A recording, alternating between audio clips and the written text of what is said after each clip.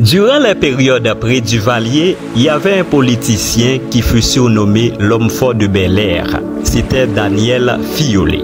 Il était professeur de mathématiques au lycée de Pétion, un intellectuel très raffiné qui a pu bénéficier la faveur de la population.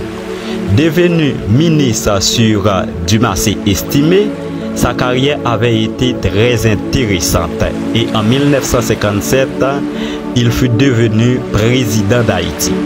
Arrivé au pouvoir, il avait choisi de se mettre à la droite radicale.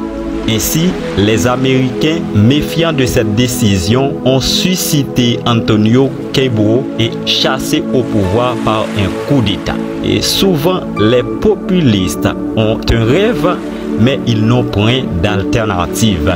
Et c'est dans cette situation que nous avons essayé tant de fois avec des gens qui prétendent défendre l'intérêt de la nation, mais dépassés par la situation, ils utilisent ce même peuple à leur profit. Avec Duvalier, on était victime avec VSN, là où la population était utilisée pour consolider le pouvoir. De 1990 à nos jours, on a essayé avec Jean-Bertrand Aristide, tantôt qui utilise des chimères, qui utilise GNB, qui utilise Ratpakaka. C'est la même situation qui ne cesse pas de se perdurer dans le pays.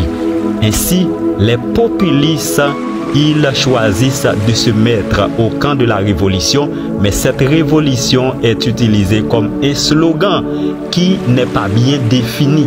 Nous avons toujours des hommes qui prétendent se mettre en croix contre l'international, mais ils ne définissent pas assez le mouvement. Tant de fois, c'est le peuple qui perd le pot cassé.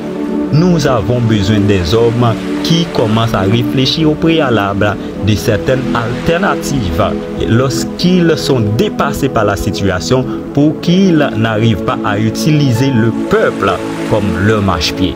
Merci, à la prochaine.